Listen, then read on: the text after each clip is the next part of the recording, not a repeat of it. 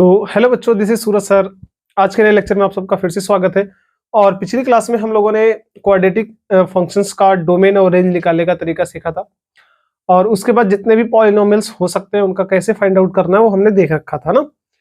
तो आज के लेक्चर में हम लोग क्या करेंगे, एक आध क्वेश्चन करेंगे, एक या दो क्वेश्चन करेंगे। उसके बाद हम लोग क्या करेंगे, आगे अपना रैशनल फंक्शन का डोमेन और रेंज कैसे निकाला जाता है उस प्रोसेस को पढ़ेंगे, और उन पे आए हुए क्वेश्चंस और प्लस कुछ अच्छे क्वेश्चन सॉल्व करेंगे। ठीक है, तो सबसे पहला क्वेश्चन हमने यहाँ पे सिलेक्ट किया है अपने पास। यहाँ पे लिखा हुआ है कि the minimum value of the sum of square of, question हमारे पास क्या लिखा है, sum of square of the roots of the equation this one.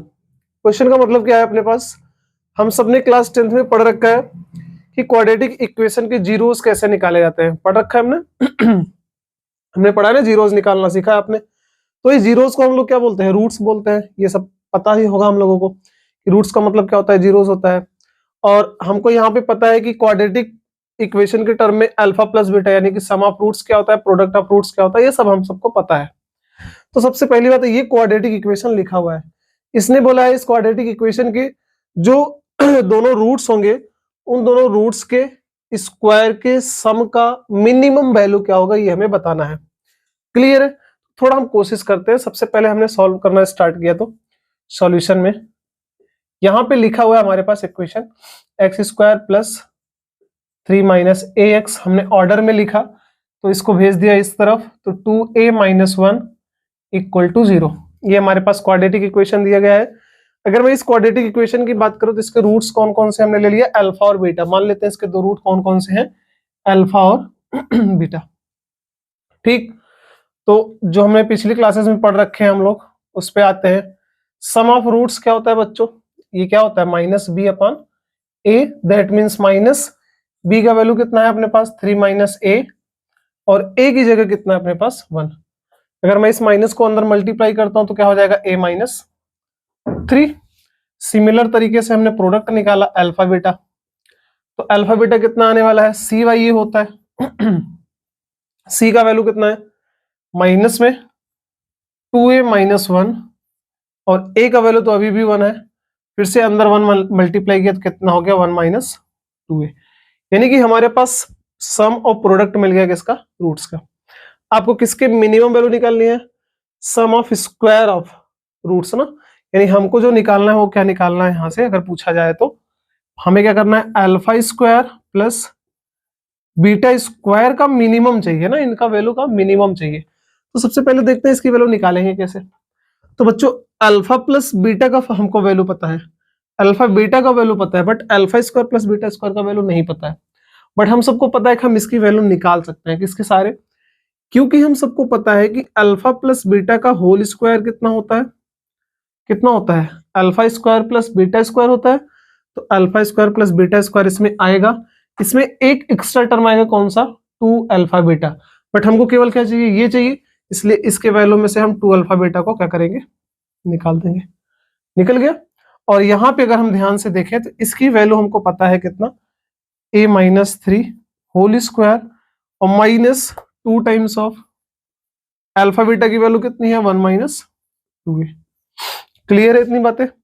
यहां से हमने देखा, इसको ब्रेक किया तो a square plus 9 minus 6a minus 2 और प्लस कितना हो जाएगा 4a। अगर हम लोग इसकी बात करें तो a स्क्वायर 6a और 4a कितना बचेगा, 2a। 9 माइनस 2 कितना आएगा अपने पास, 7। यानी हमारे पास alpha square plus beta square की वैल्यू क्या मिली, ये मिली। अब बच्चों बस ध्यान यहीं से देना है हमको। अगर इसकी हम बात करें तो ये एक क्वाड्रेटिक बन गया कि नहीं, ए में एक क्वाड्रेटिक बना, और ए में क्वाड्रेटिक बनने के बाद इसका लीडिंग कोफिशिएंट यानी कि जो स्क्वायर का वेरिएबल का टर्म है, स्क्वायर वाले वेरिएबल के बगल का कोफिशिएंट कितना है, 1 है। दैट मीन्स यहाँ पे अगर हम बात करें ए का वैल्यू, यहाँ मैं कैपिटल ए ले रहा हूँ क्योंकि स्मॉल ए ऑलरेडी है, तो ए का वैल्यू 1 लिखा हुआ है, दैट इज क्या है, पॉजिटिव।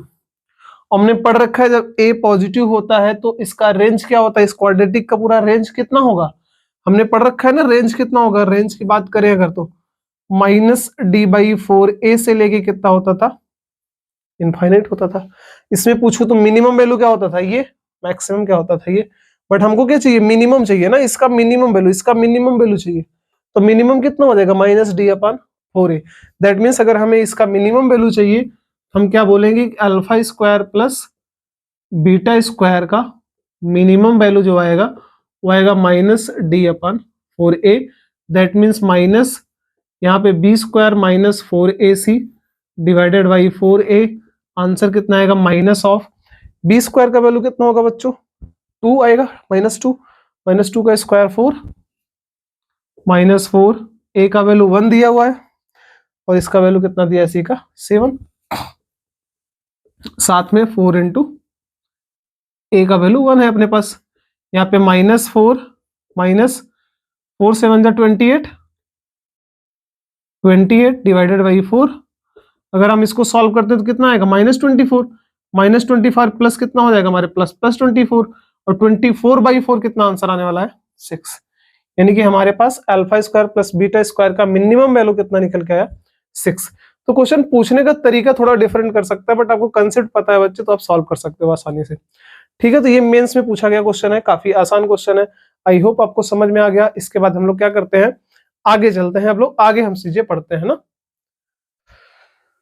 तो जो सेकंड क्वेश्चन है बच्चों, ये क्वेश्चन मेरे ऑब्जर्वेशन के हिसाब से बहुत अच्छा क्वेश्चन है। इसमें आपको कुछ चीजें रियलाइज होंगी, समझ आएगी, जो कि आपने रटा होगा, बस थोड़ा सा ध्यान कम दिया होगा। तो सुनो ध्यान से। इस क्वेश्चन में क्या बोला है कि आपके पास एक px इक्वल टू ये दिया हुआ है which is a quadratic polynomial, जहां पे if minimum value of px, इस क्वाड्रेटिक पॉलिनोमियल का मिनिमम वैल्यू कितना है 6 है। कैस पे जब मैं x का वैल्यू क्या रख रहा हूं 2 पे रख रहा हूं, तो find the value of a and b, find the value of a and b निकालना है। मुझे इस क्वेश्चन को आगे बढ़ने से पहले मैं आपको कुछ बातें पूछता हूं, सुनिएगा ध्यान से। हम लोगों ने क्या किया था, जब रेंज निकाला था तो 2 केस लिया था, एक a पॉजिटिव लिया था और एक हमारे पास a नेगेटिव लेके सॉल्व किया था। ए पॉजिटिव के केस में जो रेंज आया था वो इतना आया था और इसके केस में जो रेंज आया था माइनस इनफाइनाइट से माइनस d/4 है। बच्चों एक बात बस मुझे बताना ध्यान से कि मिनिमम वैल्यू किस वाले में पॉसिबल है, इसमें या इसमें। सोचो,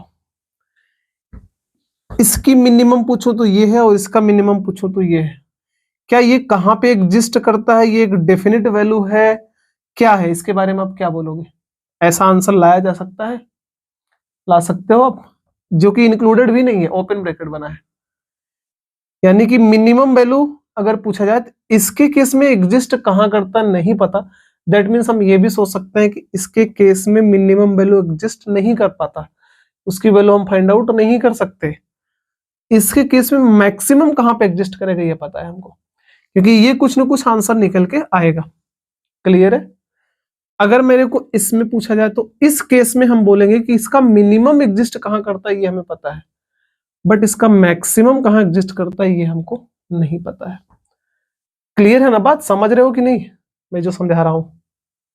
तो मैं ये इसलिए समझा रहा हूं, इस क्वेश्चन को बहुत ध्यान से समझोगे तो आपको एक बात पता चलती है। किसने बोला है कि इस क्वाड्रेटिक पॉलिनोमियल का मिनिमम वैल्यू एक डेफिनेट नंबर है, ये नंबर है। तो इन दोनों में से मिनिमम का डेफिनेट नंबर किस में आ सकता है? इसमें तो इनफाइनाइट होता है, पॉसिबल ही नहीं। मतलब पक्का इसकी वैल्यू क्या दे रखा है इसने 6 दिया है। मतलब हमें समझ में आया कौन सा वाला केस है, ये वाला केस है जिसमें मिनिमम वैल्यू एग्जिस्ट करता है, क्योंकि यहाँ पे मिनिमम वैल्यू इसका एग्जिस्ट किया है। क्लियर है बात ना? और साथ में जब हम यहाँ पे पढ़ रहे थे तो मिनिमम वैल्यू आने के साथ हम बोले थे कि ये वैल्यू कब एग्जिस्ट करता है, जब x का वैल्यू माइनस बी अपन कितना होता है 2a होता है। ये भी पढ़ा था हमने। यानी कि हमको एक बात और भी पता चल गई कि ये जो x का वैल्यू 2 दिया है, मतलब माइनस बी अपन 2a का वैल्यू इसने क्या दे रखा है 2 दिया है। बस इतनी बातें अगर क्लियर तो हमारा क्वेश्चन सॉल्व हो गया। कैसे? क्योंकि इसने बोला है कि at x equal to 2 px का वैल्यू इसने दे रखा है कितना 6। मैं x का वैल्यू 2 रखूंगा तो px की वैल्यू कितनी आने वाली है 6। इसमें मैंने 2 रखा, px 2 रखेंगे तो 4a प्लस 2b प्लस 8 और इसका वैल्यू इसने क्या दे रखा है 6, कितना आएगा 4a प्लस 2b, 8 उधर ट्रांसफर हुआ तो -2 और 2 से हमने डिवाइड किया तो कितना आएगा 2a plus b equal to -1, equation number 1। सही है। सेकेंड पार्ट आल्सो,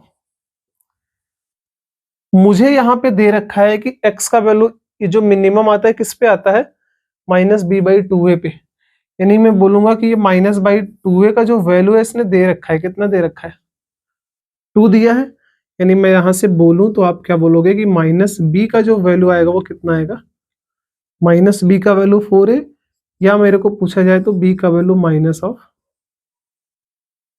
क्लियर है इतनी बातें। मैंने क्या किया बस इस b का वैल्यू उठा के इसमें रखा तो अपने पास आंसर आता है 2a माइनस 4a यानी कि -2a equal to -a, answer is a equal to 1/2। Answer आ गया। अगर a का वैल्यू 1/2 है तो बच्चों b का वैल्यू कितना हो जाएगा, a का वैल्यू यहां पे रखा तो b का वैल्यू कितना आएगा -2। क्या इस क्वेश्चन में कोई दिक्कत है? काफी आसानी तरीके से हम लोग इसको सॉल्व कर लिए, बस आपके पास अगर कंसेप्ट क्लियर है तो अगला जो टॉपिक है बच्चों अपने पास second type of functions, that is rational function. ये इंपॉर्टेंट है, इस पे क्वेश्चंस आए हुए हैं मेंस में, मतलब काफी क्वेश्चन आए हुए हैं, इस पे डिस्कस करेंगे काफी ज्यादा हम लोग। और इसके कुछ तरीके हैं बच्चों, बहुत ध्यान से पढ़िएगा इसको। मैं कोशिश करूंगा कि इसके जितने भी टाइप हो सकते हैं क्वेश्चंस के, उस हर एक टाइप को समझा दूंगा। बस हाँ, कुछ जगह मैं नोट कर करके पॉइंट लिखाऊंगा, उस पॉइंट को दिमाग में रखना है आपको, क्योंकि वो मेरे खुद के ऑब्जर्वेशन है, मैंने ऑब्जर्व करके उनके आंसर फाइनलाइज किए हैं। आफ्टर दैट मैं आपको वो चीजें बता रहा हूँ, तो उस पार्ट को अपने दिमाग में रखिएगा आप, और फिर इसके बाद आगे बढ़िएगा। तो सबसे पहली बात अपने पास बात ये आती है कि रैशनल फंक्शन होता क्या है। अगर कोई आपसे पूछ रहा है कि रैशनल फंक्शन क्या होता है, तो हमेशा याद रखिएगा रैशनल फंक्शन बना हुआ है रैशनल नंबर वाले डेफिनेशन से। दैट मीन्स ऐसा फंक्शन आपके पास, एक ऐसा फंक्शन जो कि दो पॉलिनोमियल फंक्शंस का रेशियो होता है, यानी कि p1x अपॉन p2x, यानी कि ratio of two polynomial functions is called as rational function. और पॉलिनोमियल क्या होता है आपको पता है कि न्यूमरेटर में अपने पास, यहाँ पॉलिनोमियल का मतलब क्या होता है कि यहाँ पे न्यूमरेटर का एक फंक्शन होना चाहिए जिसके वेरिएबल का पावर क्या होना चाहिए आपके पास पॉजिटिव इंटीजर्स होना चाहिए, डिनोमिनेटर में भी एक आपके पास पॉलिनोमियल होना चाहिए जिसमें वेरिएबल का पावर क्या होना चाहिए पॉजिटिव इंटीजर होना चाहिए। दैट मीन्स मैं क्या बात ये कर रहा हूँ यहाँ पे कि आपको बात कर रहा हूँ, जैसे एक मैंने ऊपर ले लिया x+1 और नीचे मैंने कुछ ले लिया x² + 2, तो ऊपर भी पॉलिनोमियल है नीचे भी पॉलिनोमियल है, दोनों का वेरिएबल का पावर जो है अपने पास एक पॉजिटिव इंटीजर्स है, और इसको हम लोग क्या बोलेंगे रैशनल फंक्शन। ये भी किसी भी तरह का हो सकता है, मान लेते हैं x² + 5x ऊपर आ गया और नीचे हमारे पास x² + 3 आ गया, तो कोई भी हो सकता है अपने पास कि न्यूमरेटर डिनोमिनेटर में बस पॉलिनोमियल बाई पॉलिनोमियल, ऊपर एक डिफरेंट पॉलिनोमियल नीचे एक डिफरेंट पॉलिनोमियल। तो पॉलिनोमियल, दो पॉलिनोमियल का जो रेशियो से फंक्शन फाइंड आउट होता है उस फंक्शन को हम लोग क्या बोलते हैं रैशनल फंक्शन। अब जो डोमेन और रेंज निकालने का क्वेश्चन होता है अपने पास, उन क्वेश्चंस को डिवाइड किया गया है कैटेगरीज में। कौन सी कैटेगरी, यानी किन किन कैटेगरी को हमको पढ़ना है, तो बच्चों बात आती है यहाँ पे कि अगर आपके पास फंक्शन जो मिल रहा है, पहले तुमने बोला लीनियर डिवाइडेड बाई लीनियर मिल रहा है, इनको सॉल्व करने का डिफरेंट मेथड, डिफरेंट क्या अप्रोक्सीमेटली सबका सेम ही होता है, बट तरीका आप अलग अलग फॉलो करोगे, सबका अलग अलग नोटिस करके दिमाग में रखोगे। दूसरा लीनियर बाई अगर क्वाड्रेटिक आया, linear by linear, linear by quadratic अगर मिला, या क्वाड्रेटिक बाई लीनियर मिलता है आपको, क्वाड्रेटिक बाई लीनियर मिलता है, या अगर हम बोले तो क्वाड्रेटिक बाई क्वाड्रेटिक मिलता है, तो ये चार टाइप के ही क्वेश्चन मिलेंगे आपको। जब मिलेंगे इनमें से कोई भी मिलेगा आप सॉल्व करना सबको सीख जाओगे, हर एक चीज एक एक पार्ट में बताऊंगा आपको। बस इनमें जो हमारे पास क्वेश्चंस बनते हैं, इन पे जो क्वेश्चंस बनता है इसमें कुछ शॉर्ट ट्रिक्स भी समझेंगे, इस पे जो क्वेश्चंस बनते हैं उसमें भी हम कुछ शॉर्ट ट्रिक्स समझेंगे। शॉर्ट ट्रिक्स भी काम आएगा अपने पास, बट कहीं कहीं शॉर्ट ट्रिक्स के लिए आपको कुछ पॉइंट नोट करके दिमाग में रखना पड़ेगा, और दिमाग में रखते हो तो आप क्वेश्चन सॉल्व कर सकते हो आसानी से। मेरी बात सुनिए, हम लोग एक एक पार्ट आगे से चलते हैं। पहला यानी कि वेन आपके पास जब fx हमको मिला हुआ है कब, लीनियर बाई लीनियर। इस केस में हमारे पास अगर बात करी जाए कि डोमेन और रेंज कैसे निकालते हैं, तो एक बात सुनिएगा, चाहे कोई भी हो, चाहे ये हो, चाहे ये हो, चाहे ये, चाहे ये, जब बात आती है डोमेन की, तो सोचिएगा फंक्शन की वैल्यू कौन से ऐसे जगह पे नॉट डिफाइन हो जाएगा। कब नॉट डिफाइन होगा?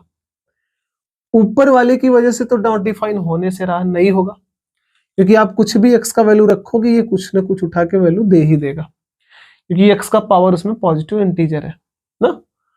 बट सोच के देखो बच्चों, ये जीरो हो जाए तो चलेगा, क्योंकि न्यूमरेटर का वैल्यू अगर आपने जीरो रखा, डिनोमिनेटर में कुछ भी होगा ओवरऑल वैल्यू जीरो आने वाली है।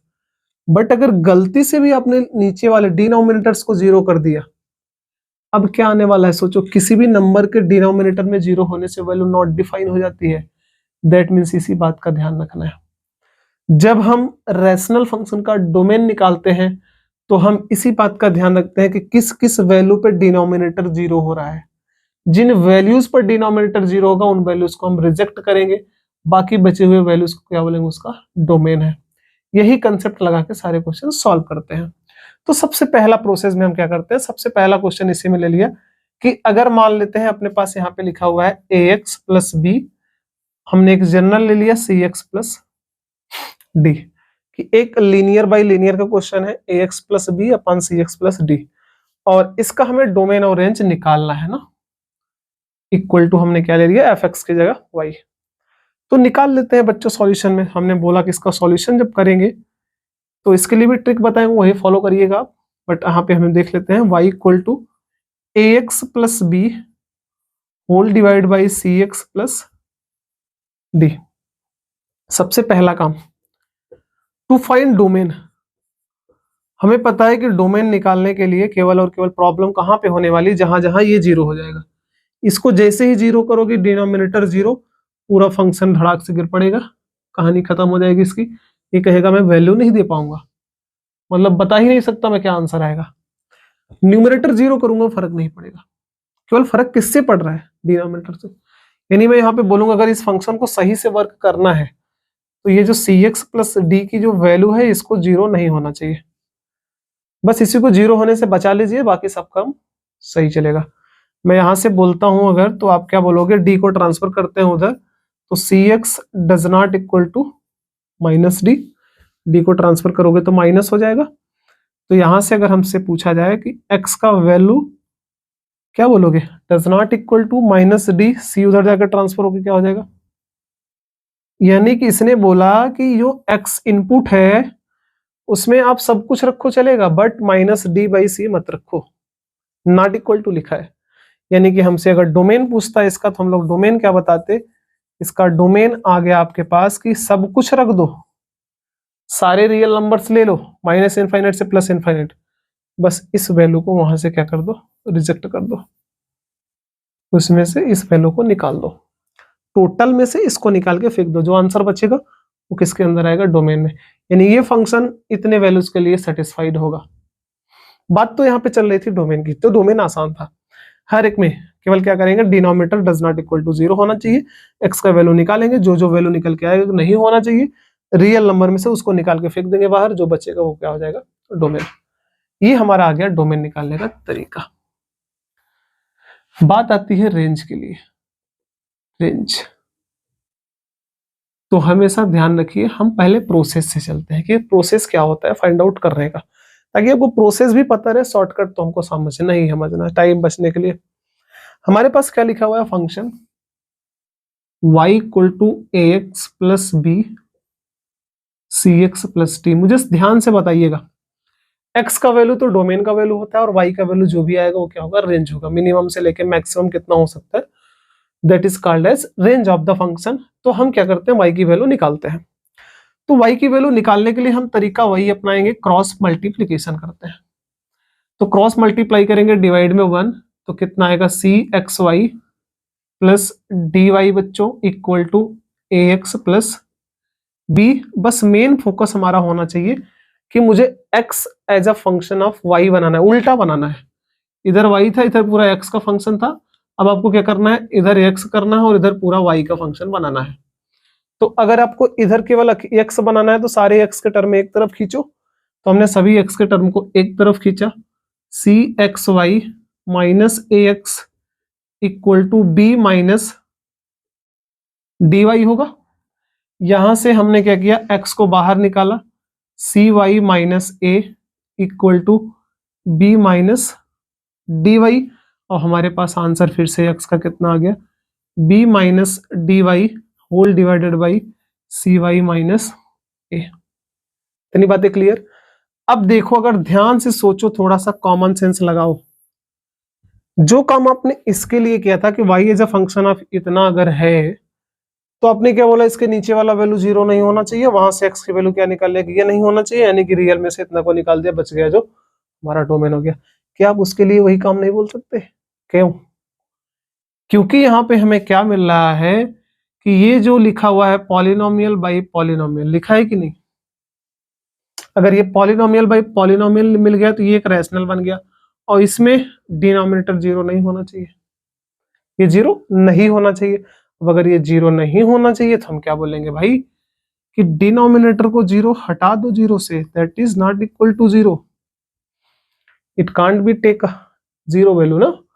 तो अगर हम यहां से सोचें तो y का वैल्यू क्या नहीं ले सकते, a को ट्रांसफर किया उधर, c को ट्रांसफर किया डिनोमिनेटर, और यही y किसका वैल्यू है, रेंज का वैल्यू होता है। यानी y का वैल्यू हम a बाई सी छोड़ के बाकी ले सकते हैं। दैट मीन्स यहां से आपको क्या पता चल गया कि जो रेंज आएगा belongs to all real number except a by C. समझे कि नहीं बात को? यानी बच्चों एक बात सोचो, शॉर्टकट सीखो। मैं अगर शुरू के क्वेश्चन में ध्यान से देखूं तो डोमेन निकालना है, इसके लिए आसान था, बस डिनोमिनेटर को 0 करो, कहानी खत्म, आपको रेंज डोमेन निकल के आ जाएगा। मैं रेंज की बात करूं तो रेंज में जो आंसर आया हुआ है, सोचो ध्यान से, टोटल में से किसको निकाला मैंने, a बाई सी। ध्यान से सोचो, x का कोफिशिएंट कौन है, a, x का कोफिशिएंट कौन है, c, a by C, a by C बाहर हुआ है। शॉर्टकट समझ जाइए कि अगर लीनियर बाई लीनियर है, रेंज डायरेक्टली कैसे निकालेंगे, टोटल माइनस इधर ऊपर वाला x का कोफिशिएंट, नीचे वाला x का कोफिशिएंट का रेशियो का, वो बाहर निकल जाएगा नंबर, और यही हमारा आ जाएगा रेंज का आंसर। किसी भी लीनियर इक्वेशन में, लीनियर फंक्शन में, हम लीनियर बाय लीनियर वाले में हम ऐसे ही सॉल्व करेंगे, शॉर्टकट लगाएंगे, फटाक से आंसर बता देंगे सीधा। तो मैंने 4 छोटे छोटे क्वेश्चंस लिए हैं आप लोगों के लिए, ताकि आपका कंसेप्ट क्लियर हो जाए। शॉर्टकट से सॉल्व करेंगे हम लोग, पूरा टोटल डिटेल नहीं चलेंगे, क्योंकि शॉर्टकट में अपना काम हो जाएगा। तो अब अगर हमें यहाँ पे बात करूँ, सबसे पहली बात पहले क्वेश्चन में बच्चों, तो सबसे पहले क्वेश्चन से हमें समझ में आ रहा है कि डोमेन जो होगा हमारे पास, डोमेन ऑफ फंक्शन, हमको पता है कि मैं डिनोमिनेटर को नॉट इक्वल टू 0 करूंगा, इसको हम लोग क्या करेंगे, नॉट इक्वल टू 0। तो x का वैल्यू क्या आएगा, -5 नहीं हो सकता, मीन्स ऑल रियल में से हम क्या करेंगे, -5 को निकाल देंगे। क्लियर है? अगर ऐसा है तो रेंज की बात करते हैं, और रेंज क्या होगा, सोचो, ऑल रियल में से किसको निकालोगे, आप बोलोगे ऊपर वाले x के बगल का नंबर 3 है, नीचे वाले x के बगल का नंबर 1 है, 3/1 का वैल्यू कितना आएगा, 3, यानी कि हम किसको रिजेक्ट करेंगे, 3। आंसर हो गया। सेकंड में आते हैं, मेरे को इसमें डोमेन पूछे, तो डोमेन बिलोंग्स टू, इसको हम क्या बोलेंगे, does not equal to 0। x का वैल्यू क्या आएगा, -1/3, क्योंकि ये 1 उधर जाके माइनस होगा। 3 डिनोमिनेटर में हम क्या बोलेंगे, टोटल में से -1/3 हमने निकाल दिया। सही है? अगर इतनी बातें सही है तो हमारे पास रेंज की बात करते हैं, और रेंज क्या आएगा, ऑल रियल माइनस किसको निकालोगे, ऊपर 1 नीचे 3, रिजेक्ट, उसको आप ट्राई करना, उसका आंसर निकाल लेना। इसको चेक कर लेते हैं, अगर हम इसकी बात करेंगे तो डोमेन बिलोंग्स टू कितना आएगा बच्चों, डज नॉट इक्वल टू 0, यानी x का वैल्यू क्या नहीं होना चाहिए, -5। यहां से क्या आएगा कि x का वैल्यू -5 नहीं हो सकता। मैं बात करूं रेंज की, तो आप रेंज क्या बताओगे कि टोटल माइनस, ऊपर x का टर्म है ही नहीं, और अगर x का टर्म नहीं है तो आप क्या बन सकते हो, 0 × x। यानी ऊपर 0, डिनोमिनेटर में 1, तो 0/1 कितना हो जाएगा अपने पास सिंपली, इसका रेंज इतना आ गया। आई होप कि आपको लीनियर बाय लीनियर का डोमेन रेंज किस तरह से निकालना है ये आपको समझ आ गया। अब ये चीजें अगर हमें समझ में आ गई तो हम लोग आगे सॉल्व करने की कोशिश करते हैं। अब जो बाकी 3 है बच्चों, लीनियर बाय क्वाड्रेटिक या क्वाड्रेटिक बाय लीनियर या क्वाड्रेटिक बाय क्वाड्रेटिक, वो सब एक ही तरह से सॉल्व होते हैं। उन क्वेश्चंस में बस आपको एक बात का ध्यान रखना है कि कुछ क्वेश्चंस ऐसे होते हैं जिनमें शॉर्टकट लगा के हम सॉल्व कर सकते हैं, या अगर आप एक्चुअल तरीका लगाओगे तो भी थोड़ी सी गलती हो जाती है उसमें। जहां पे गलती हो रही है मैं उस बात को क्लियर कर दूंगा, ताकि वैसा क्वेश्चन आपको मिले तो आप वहां पे ध्यान रखिएगा। सबसे पहली बात हमने लिया कि आपके पास अगर क्वेश्चन है f(x) equal to linear by quadratic या क्वाड्रेटिक बाई लीनियर, ठीक, अगर ये दोनों क्वेश्चन लिखा हुआ है तो इन दोनों को किस तरह से आपको सॉल्व करना है ये बातें हम ध्यान रखेंगे। दरअसल ये दोनों एक तरीके से सॉल्व होते हैं। प्रॉब्लम होती है यहां पे कि जब क्वाड्रेटिक बाई क्वाड्रेटिक देता है तो, ठीक, सॉल्व तो तीनों एक तरीके से किए जा सकते हैं, बट कभी कभी ये जो है ना एक तरीका इसमें, ये इन वाले तरीका इसमें फेल होता है, कभी कभी फेल होता है। बाकी हमेशा क्या होते हैं, ये तीनों एक ही तरीके से सॉल्व होते हैं, वो सबका तीन सेम तरीका है। बट मैंने बोला ना जहां पे ये फेल होता है उनका केस मैं आपको समझा देता हूँ। पहले वही केस ले लेता हूँ जहां पे ये वाला केस फेल होगा, आपसे फेल होगा, ठीक। एक्चुअल तरीके से भी होगा, उसमें थोड़ा सा दिमाग लगाना पड़ेगा, बट अगर वो दिमाग नहीं लगाना है आप शॉर्टकट सीखो इसके लिए, सेकंड केस, ठीक। तो हमने बोला ठीक है यार, पहले इसका दूसरा फॉर्मेट देखते हैं जहां पे गलती हो सकती है, उस गलती को हम सुधार लेते हैं।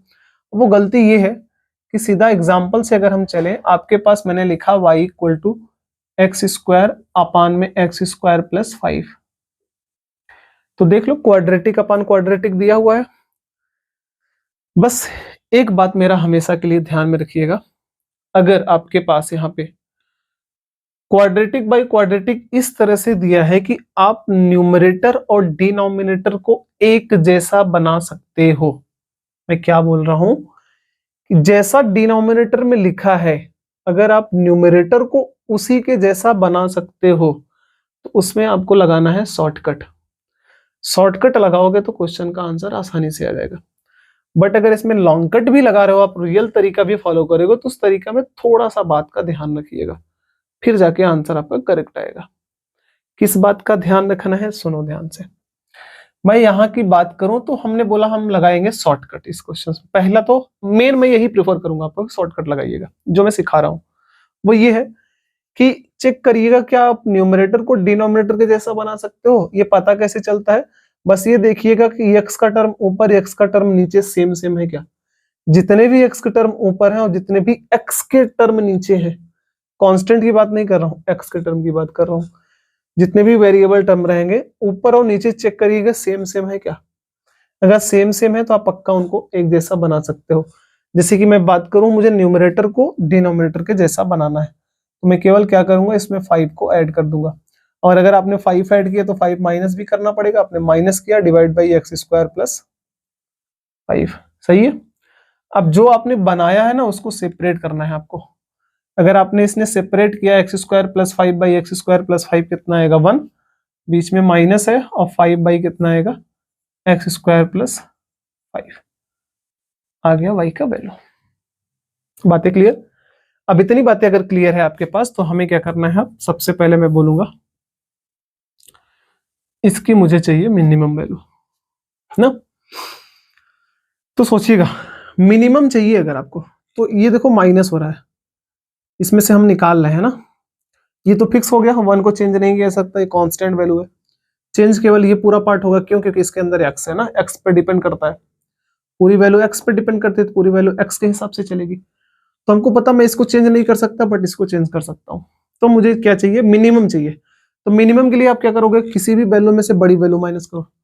ज्यादा निकालोगे तो कम बचेगा, और कम निकालोगे सबसे तो ज्यादा बचेगा। बट आपको क्या चाहिए, कम चाहिए, मिनिमम चाहिए। मिनिमम के लिए आप क्या करोगे, 1 में से बड़ी वैल्यू निकालो जितना हो सकता है। तो मैं बोलूंगा इसके मिनिमम के लिए इसका मैक्सिमम रखना पड़ेगा हमें। इसके मिनिमम के लिए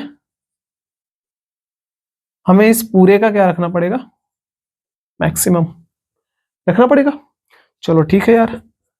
अब इसका अगर मैक्सिमम चाहिए, इसका मैक्सिमम चाहिए, तो सोच के देखो आप, इसके साथ कोई खिलवाड़ नहीं कर सकते क्योंकि ये तो फिक्स कांस्टेंट वैल्यू है। खिलवाड़ किसके साथ किया जा सकता है, बस इसके साथ, क्योंकि इसके अंदर क्या लिखा हुआ है, एक्स लिखा है। पूरी वैल्यू ज्यादा चाहिए तो डिनोमिनेटर छोटा रखना पड़ेगा, पता है कि नहीं। ये सबसे बड़ी चाहिए तो ये छोटा रखना पड़ेगा, क्योंकि डिनोमिनेटर अगर आप बढ़ा रहे हो तो वैल्यू घटने लगती है, और डिनोमिनेटर अगर सबसे छोटा रख दोगे तो वैल्यू सबसे बड़ी आ जाएगी। मैं बोलूंगा मुझे सबसे ज्यादा चाहिए अगर, तो मैं इसका सबसे छोटा वैल्यू लिखूंगा। ठीक है यार, अगर बात करते हैं इसकी छोटी वैल्यू क्या होगी, तो मुझे पता है कि यहाँ पे 5 कांस्टेंट है, बदला नहीं जा सकता, ये पॉजिटिव नंबर है और ये पॉजिटिव है। इस पॉजिटिव का सबसे मिनिमम वैल्यू क्या हो सकता है, क्योंकि स्क्वायर है ना, सबसे मिनिमम क्या होगा इसका, पॉजिटिव का मिनिमम कहां से शुरू होता है, 0 से, और 0 से शुरू होता है, यानी कि हमें इसकी मिनिमम वैल्यू क्या मिलेगी, 0 + 5, 0 + 5 दैट इज 5 आएगा। और जो आपने इसकी मिनिमम वैल्यू रखी है वो 0 रखी है, 0 एक रियल नंबर होता है, ध्यान रखिएगा, रियल नंबर होता है। यहाँ पे आपने रियल रखा, यानी कि 5 ऊपर, नीचे 0 + 5 से क्या आएगा, 5, कटने के बाद आएगा 1, 1 - 1 कितना आंसर आएगा, 0। यानी ये वैल्यू इसको लेना है। क्लोज ब्रैकेट बनेगा जब इसको मैं इंक्लूड करूंगा, इस पे ओपन ब्रैकेट नहीं बनेगा। क्यों, क्योंकि ये वैल्यू जो आया हुआ है, जब मैं एक्स का एक 0 रखूंगा, रियल वैल्यू रखा हूं, तब आंसर 0 दिया है।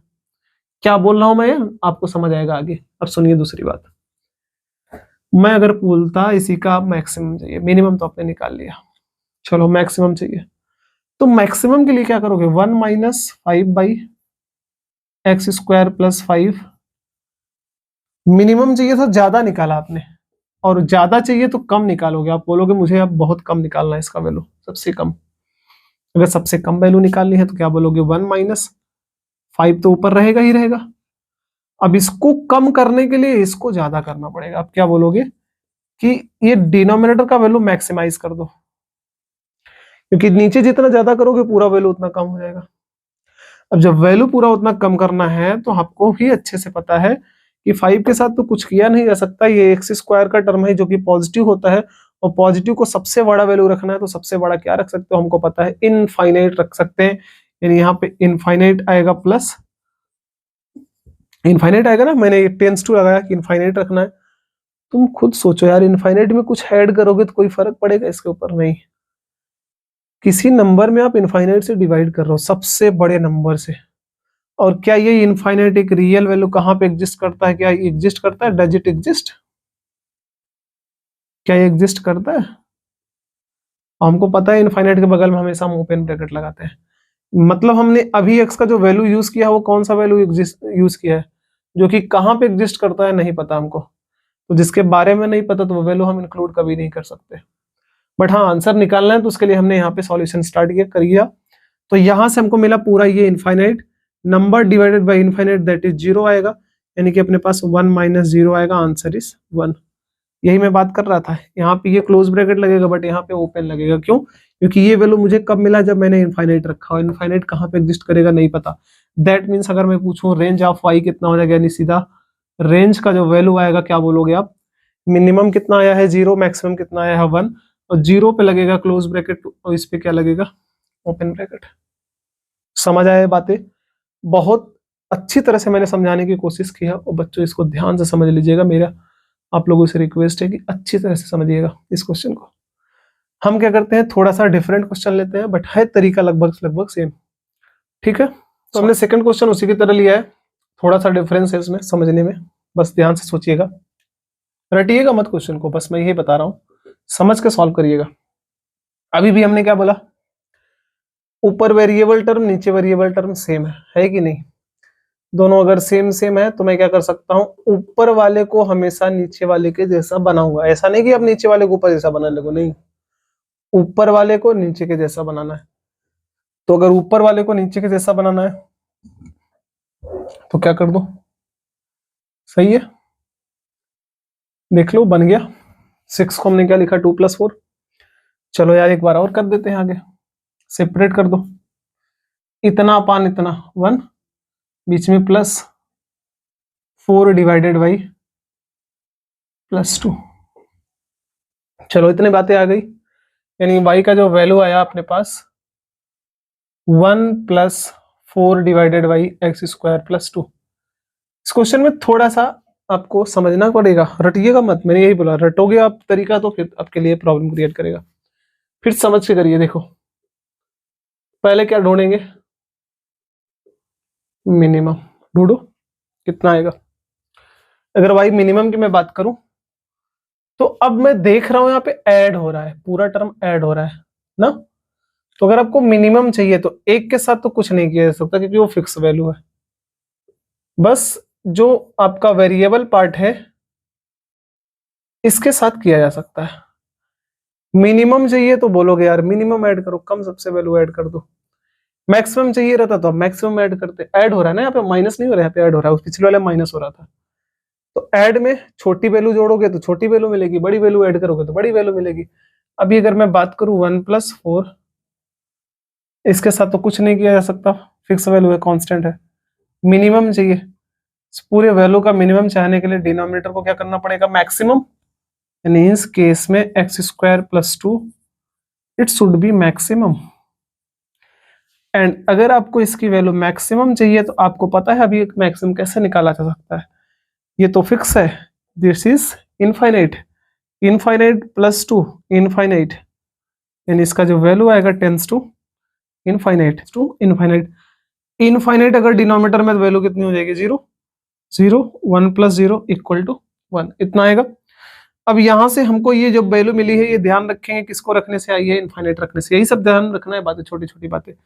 इनफाइनाइट रखने से ये वैल्यू मिला है, मींस इसके लिए ओपन ब्रैकेट बनेगा जहां पे 1 लिखेंगे।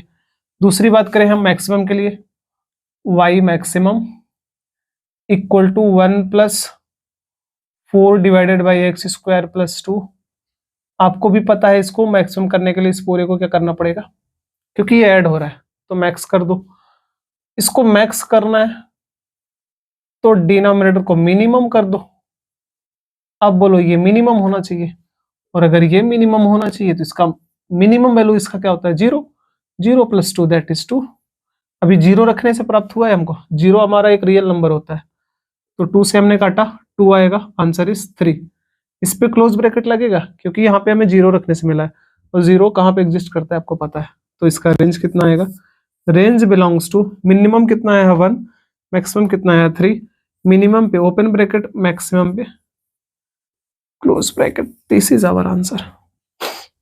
तरीका समझ में आ गया होगा शायद आपको, मेरे को जहां तक लगता है। चलो अब बाकियों के कैसे तरीके हैं उसको भी सीख लेते हैं। बाकियों क्या, इसमें भी वो तरीका लगता है, बट वो तरीका एक जगह जाके इसमें फेल होगा, जो आप गलती कर सकते हो। इसलिए मैं क्या बोला कि इसको शॉर्टकट से सॉल्व करिएगा आप, ताकि आप गलती ना कर सको, मैं ये चाहता हूँ। बाकी जो तरीके बच गए उनमें से एक तरीका लगेगा सबको सॉल्व करने के लिए, वो तरीका भी सीख लेते हैं हम लोग। अब जो बच्चों अगला क्वेश्चन है, अब मैं ये बता दे रहा हूँ, चाहे लीनियर बाई क्वाड्रेटिक रहे या क्वाड्रेटिक बाई लीनियर रहे, या क्वाड्रेटिक बाई क्वाड्रेटिक रहे, कौन सा वाला, जिसमें न्यूमरेटर और डिनोमिनेटर में वेरिएबल टर्म डिफरेंट रहे, डिफरेंट रहे ना, याद रखिएगा, सेम ना रहे। इन तीनों के लिए तरीका एक ही है, जो तरीका इसमें हम फॉलो करने वाले हैं। तो हमने एक क्वेश्चन ले लिया है कि अपने पास एक क्वेश्चन है लीनियर बाई क्वाड्रेटिक लिखा है, लीनियर बाई क्वाड्रेटिक। तो तरीका समझते हुए चलिएगा। सबसे पहले काम क्या करेंगे हम, यहाँ पे क्वेश्चन लिख के आएगा x इज रियल, ऐसे करके बोलेगा वो, x इज रियल। तो हम क्या बोलेंगे, ठीक है यार इसको सॉल्व करते हैं। पहला काम होगा क्रॉस मल्टीप्लीकेशन, तो क्रॉस मल्टीप्लाई कर लो आप। तो कितना आएगा, 2x² y 3xy + 6y = x plus, सभी टर्म्स को एक तरफ कर लो बच्चों, 2x² y प्लस ये इधर आएगा 3xy + 6y - x - 2 = 0। इसको हमें क्या करना है, बस ध्यान रखिएगा हर एक क्वेश्चन में, हर एक क्वेश्चन जो तीनों तरीका मैंने बोला, linear by quadratic, quadratic by linear और क्वाड्रेटिक बाई क्वाड्रेटिक, वो वाले जिसमें न्यूमरेटर और डिनोमिनेटर का वेरिएबल टर्म सेम ना रहे, सबके लिए यही काम करना है। आपको क्या करना है, इसमें x में क्वाड्रेटिक बनाना है, बाकी y को आप मानोगे कांस्टेंट नंबर, y को क्या मानोगे, कांस्टेंट नंबर मानोगे। तो हम यहाँ पे बात करते हैं, पहली बात क्वाड्रेटिक के लिए कि कांस्टेंट नंबर हम कैसे मानते हैं। तो ध्यान से सुनिए इस क्वेश्चंस में। अपने पास क्वाड्रेटिक के लिए 2y क्या हो जाएगा, कोफिशिएंट हो जाएगा एक्स स्क्वायर के बाद x का टर्म आना चाहिए, x और x, तो x कॉमन करेंगे तो कितना आएगा 3y, यहां से -1 बाहर आ गया x, बाकी जो बच गया वो हो गया constant term 6y - 2 equal to, ये हो गया constant term a b c बन गया। एक बात याद रखना बच्चों, व्हेन x इज रियल, मैं आपको क्वाड्रेटिक इक्वेशन में पढ़ाऊंगा, जो d का वैल्यू होता है ग्रेटर आर इक्वल टू 0 होता है, दोनों मैं पढ़ाऊंगा कहां से है, बट अभी के लिए याद रखोगे। d means discriminant b² - 4ac greater or equal to 0। तो यहां से हमें समझ में आया कि b², ये हर एक क्वेश्चन में करना है यही काम, greater or equal to 0। b का वैल्यू कितना है 3y - 1 का स्क्वायर 4, a का वैल्यू 2y, c का value 6y - 2 greater or equal to 0। ठीक है, इतनी बातें क्लियर, तो कैलकुलेशन आसान करना है। मैं ना इसको भी तोड़ूंगा नहीं, क्योंकि मुझे कुछ और दिख रहा है। क्यों, क्या दिख रहा है, देखो 4 2 8 y, एक सोचो बात, मैंने 2 2 दोनों में से कॉमन ले लिया, क्या हो जाएगा 3y - 1 greater or equal to 0। मैं चालाकी किया, कैसे 3y - 1 3y - 1 कॉमन ले लूंगा दोनों में से, कितना आएगा 3y - 1 कॉमन, यहाँ कितना बचेगा, एक बार बचेगा, यहाँ क्या बचेगा, ये तो निकल गया, 8 2 16